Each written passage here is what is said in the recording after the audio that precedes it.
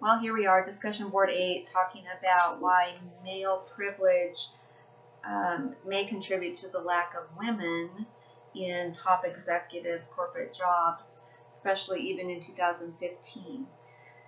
I think, as we look back in the past and things have evolved from, way back, it's always been kind of a male driven world.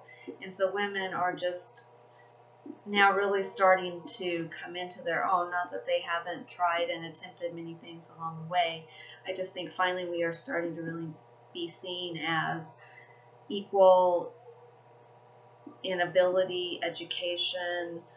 We have such good, we're very good at like our article says, very good at multitasking. We have a sixth sense with people. Our nurturing, we're service oriented primarily. And I think these are all things that need to be and can be brought to these top executive positions. But like this article also said from Matt Egan, we're still missing female business leaders in those top positions because they're not in the pipeline. We're not even in the middle management positions.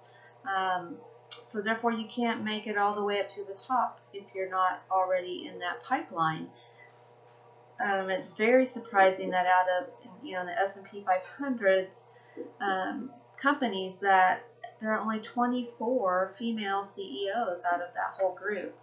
Very low percentage there, and with only that 14.2% of women are in those top 5 leadership positions.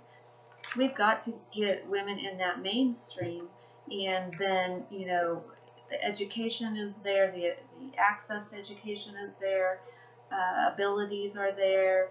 But what happens, I think, is because it was a primarily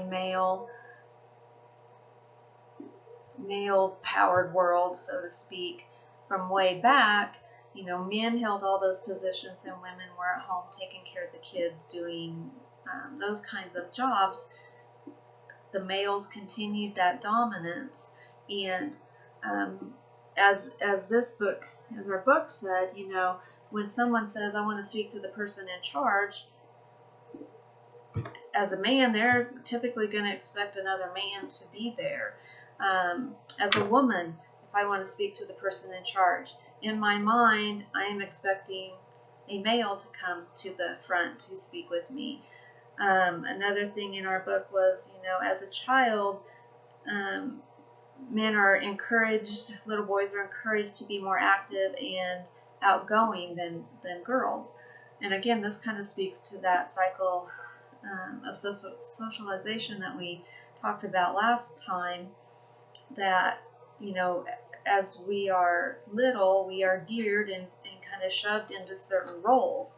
The girls are supposed to play with dolls and Barbies and be little nurturers, and boys are supposed to be tough and big and strong. So we start out with those set of roles established, and it's hard to then get out of those roles because boys aren't supposed to cry and girls shouldn't be aggressive because then they're called really bad names. So I think like he talked again about in the book, he can be aggressive and have no fear of being called a bitch. Well, true, men can be loud and aggressive, and it's viewed differently than if that were a woman. He says his ability to make important decisions and my capability in general will never be questioned depending on what time of the month it is. I think those are really strong ideas that really do hold true. I think the article about the still missing female business leaders is that we need to. There's a trend in a better direction, but there still needs to be a greater focus on development of women, both at top management levels and in the boardrooms of America. The question arose, is there legislation that is needed? Well, and the article kind of says that no woman, in my mind, my view, wants to be the token woman. If there's supposed to be a quota of 5 and 5, 5 men on a board, 5 women, well, I don't want to get that position simply because, oh, she's a girl, okay, we'll let her in. I want to get it based on my education, my merits, my experiences, what I can bring as a person, you know, despite male or female. What qualifications do I have just based on me, not because I'm a woman, not because, you know, he's a man. We need to be able to kind of take those views out and just base things on qualifications. And it just speaks back to this. It's really hard to do. Like we talked about discrimination and diversity, you know, obviously throughout, and I think you see that women are discriminated in many things, and it has to do with, I never thought of it as male privilege, kind of like I never thought about white privilege. I just think education is important, and I think that equality is getting there, but it's definitely not there. Ironically, in our hospital, we have our top 7 positions: CEO, CFO, Chief Operating Officer, and then some vice presidents. We have our 3 males, 4 females, so we're kind of off the norm here, which is kind of cool when I sat down and looked at that. And then in our office, cardiology office, we've always had 6 providers, and at this point, as of August, we are now 3 and 3. We lost a male provider, but we gained a female, so we have 3 female cardiologists and 3 male cardiologists in our clinic, and that is just, it's amazing. And such strong women, smart women, that really encourage all of us to, you know, do better, be better.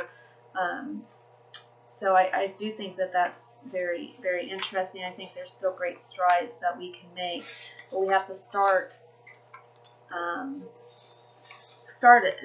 you know, stereotypes still persist, and we need to break those stereotypes, and we need to support our gals and our young females coming into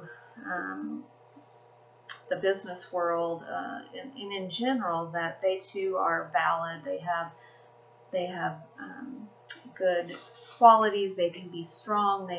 They are smart. They are, you know, all the things that a position may require. And I think that there's room to grow here. I hope that answers that discussion board, and I look forward to hearing from a few of you out there, and see what we learn. Thanks.